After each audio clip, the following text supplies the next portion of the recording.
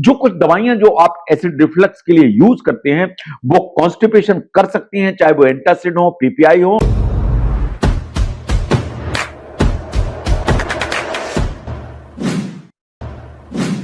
ये प्रश्न बार बार पूछा जाता है कि क्या कॉन्स्टिपेशन एसिड रिफ्लक्स कर सकता है। इसका आंसर आना जरूरी है, इन बड़ा लॉजिकल है। ये बात सही है कि जो एसिड रिफ्लक्स एंड कॉन्स्टिपेशन ये आपस में एक साथ रह सकते हैं। ये जो कॉन्स्टिपेशन है उसके साथ में एसिड रिफ्लक्स, उनका साथ में आना इज नॉट इलॉजिकल और अनकॉमन नहीं है। साइंस ऐसा मानती है कि अगर आप कॉन्स्टिपेशन के लिए स्ट्रेन करते हैं, ताकत लगाते हैं, तो उसके चलते एसिड रिफ्लक्स ट्रिगर हो सकता है। इसका मतलब कॉन्स्टिपेशन के लिए आप ताकत लगाएंगे तो एसिड रिफ्लक्स होने का रिस्क हमेशा बढ़ जाएगा। ये बात सही है कि कॉन्स्टिपेशन इन एसिड रिफ्लक्स के जो कारण हैं वो एक जैसे हो सकते हैं। आपको आदत है बहुत हाई फ्राइड फूड खाने की, आपको आदत है प्रोसेस्ड फूड खाने की, आपको एसिड रिफ्लक्स भी ज्यादा होगा, आपको कॉन्स्टिपेशन भी डेवलप होगा। जो नर्व्स एंड मसल्स होते हैं डाइजेस्टिव ट्रैक्ट में, अगर उनमें कुछ प्रॉब्लम है तो आपको कॉन्स्टिपेशन भी होगा, आपको एसिड रिफ्लक्स भी होगा, दोनों एक जैसे होते हैं। No, there are certain medicines जो आप एसिड रिफ्लक्स के लिए लेते हैं और ये जो मेडिसिन्स हैं ये कॉन्स्टिपेशन क्रिएट करने की ताकत रखती हैं। लेकिन ये बात सही है कि अगर आप कॉन्स्टिपेशन को ट्रीट करेंगे तो एसिड रिफ्लक्स के जो सिम्टम्स हैं वो कम हो जाएंगे या मिनिमाइज हो जाएंगे। अगर हम ध्यान से देखें तो कॉन्स्टिपेशन आप किसे कहते हैं? अगर आपको एक हफ्ते में 3 या 3 से कम स्टूल पास होते हैं उसे कॉन्स्टिपेशन की श्रेणी में माना जाता है। अगर आपके जो लेट्रिन है वो बहुत हार्ड होती है एंड उसको डिफिकल्टी होती है आपको पास करने में, वो भी कॉन्स्टिपेशन की श्रेणी में आता है। अगर कॉन्स्टिपेशन है, आपको स्ट्रेन बहुत करना पड़ता है, तो आपको acid reflux, heart burn and GERD होने की संभावना हमेशा बढ़ती है। इसलिए कि जब आप स्ट्रेन करते हैं तो आप एब्डोमिनल मसल्स के ऊपर काफी प्रेशर डालते हैं, इस प्रेशर के चलते एसिड रिफ्लक्स की संभावना हमेशा बढ़ जाती है।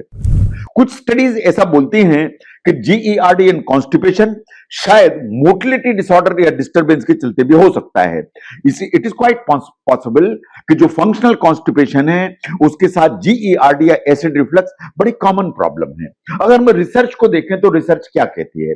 रिसर्च कहती है कि 24 to 33% पेशेंट्स जिन्हें जीईआरडी या एसिड रिफ्लक्स की ट्रीटमेंट की जरूरत है उन्हें कॉन्स्टिपेशन के ट्रीटमेंट की भी जरूरत पड़ती है।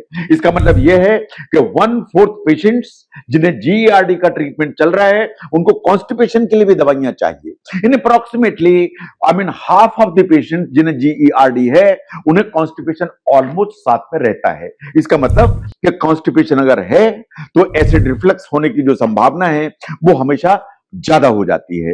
ये बात सही है कि जो आप एसिड रिफ्लक्स की दवाइयां लेते हैं वो कॉन्स्टिपेशन करने की ताकत रखती हैं, प्लस जो कॉन्स्टिपेशन के लिए आप मेडिसिन लेते हैं उनकी एफिकेसी कम करती हैं। इसका मतलब यह है कि आपको कॉन्स्टिपेशन से बचने की जरूरत है। अगर आपको एसिड रिफ्लक्स से बचना है तो कॉन्स्टिपेशन बचने के लिए आपको क्या करना है? आपकी जो डाइट है उसमें जो लो फाइबर फूड होते हैं उनको आपको मिनिमाइज करने की जरूरत है। आपको पानी की मात्रा को बढ़ाने की जरूरत है, उससे आपको कॉन्स्टिपेशन में मदद मिलेगी, उससे आपको जीईआरडी या एसिड रिफ्लक्स में भी मदद मिलेगी। आपको उन ज्यादा फूड्स को लेने की जरूरत है जिनमें फाइबर कंटेंट ज्यादा है। इसका मतलब यह है कि आपको फल सब्जियां ज्यादा खाने की जरूरत है। आपको एक रेगुलर बावल हैबिट डेवलप करने की जरूरत है एंड आपको अपनी जो फिजिकल एक्टिविटी है उसको एनहांस करने की जरूरत है। चाहे आप वॉक करें, एक्सरसाइज करें, साइकिलिंग करें, एनी फिजिकल एक्टिविटी आपको कॉन्स्टिपेशन से दूर रहेगी। लेकिन आपको ऐसा लगता है कि कॉन्स्टिपेशन लगातार परसिस्ट कर रहा है तो आपको शायद कुछ फाइबर सप्लीमेंट लेने की जरूरत है। अगर इससे काम नहीं चलता है तो ओटीसी कुछ ऑस्मोटिक लेक्सेटिव अवेलेबल होते हैं, जैसे लेक्सेटिव है, लेक्टुलोज है, मिल्क ऑफ मैग्नीशिया है, उनको लेने की जरूरत है। अगर इनसे काम नहीं चलता है तो आपको स्टिमुलेंट लेक्सेटिव जैसे डल्कोलेक्स है, उनको लेने की जरूरत है। कभी कभी आपको स्टूल सॉफ्टनर चाहिए जैसे डॉक्यूसेट सोडियम। कुछ मिनरल ऑयल्स जैसे कैस्टर ऑयल हैं, ये आपकी मदद कर सकते हैं। और आपको लगता है कि इन सब के बावजूद आपका कॉन्स्टिपेशन नहीं जा रहा है एंड आपको उसके चलते एसिड रिफ्लक्स हो रहा है, तो आपको अपने डॉक्टर से बात करने की जरूरत है। और अगर एसिड रिफ्लक्स साथ में परेशान कर रहा है, तो इन एडिशन टू जो मैंने रखा आपके सामने, आपको कुछ और करने की जरूरत है। आपको कुछ चीजें अवॉइड करने की जरूरत है। अगर आप अल्कोहल लेते हैं रेगुलरली, तो उसे कम करिए या बंद करिए। जो कार्बोनेटेड ड्रिंक्स हैं उनको बंद करिए या कम करिए। अगर आप कॉफी पीते हैं तो बंद करिए या कम करिए। अगर आप गार्लिक, अनियन, टोमेटोज ज्यादा खाते हैं, उन्हें मिनिमाइज कीजिए, इसलिए कि एसिड रिफ्लक्स को एनहांस करने की ताकत रखते हैं। अगर आप बहुत ज्यादा फैटी फूड लेते हैं, स्पाइसी फूड लेते हैं, उसे मिनिमाइज करिए, क्योंकि उससे एसिड रिफ्लक्स भी होगा, उससे आपको कॉन्स्टिपेशन भी डेवलप होगा। There are certain OTC medicine, चाहे मैं एंटासिड्स की बात करूं, चाहे H2 ब्लॉकर जैसे रेंटिडिन, फेमोटिडिन की बात करूं, या प्रोटॉन पंप इनहिबिटर्स जैसे ओमेप्रोजाल, पेंटाप्रोजाल, रेबेप्रोजाल, इनकी बात करूं, इन्हें आप ओवर द काउंटर लेकर यूज कर सकते हैं। बट अगर आपको रेगुलरली जरूरत है तो अपने डॉक्टर से बात करके करिए। इसके अलावा अगर एसिड रिफ्लक्स परेशान कर रहा है कॉन्स्टिपेशन के साथ में, तो लाइफस्टाइल जो चेंजेस है वो इक्वली इंपॉर्टेंट हो जाती है। इन द सेंस कि खाना खाने के बाद तुरंत मत लेटिए, खाना खाने के बाद कम से कम 3 घंटे अपना काम करते रहिए, तो एसिड रिफ्लक्स आपका मिनिमाइज हो जाएगा। अगर आप बहुत टाइट कपड़े पहनते हैं तो उनको अलग करिए, लूज क्लोथ्स पहनिए, तो एसिड रिफ्लक्स आपका कम हो जाएगा। खाना खाने के तुरंत बाद थोड़ा सा वॉक तो जरूर कर सकते हैं, लेकिन हेवी एक्सरसाइज मत करिए, नहीं तो एसिड रिफ्लक्स ज्यादा ट्रिगर हो जाएगा। अगर आपका वेट ज्यादा है तो आई एडवाइज यू कि आप एक्सरसाइज करिए, अपने वेट को कम करिए, उससे एसिड रिफ्लक्स कम हो जाएगा। आपको फ्रीक्वेंट स्मॉल मील लेने की जरूरत है।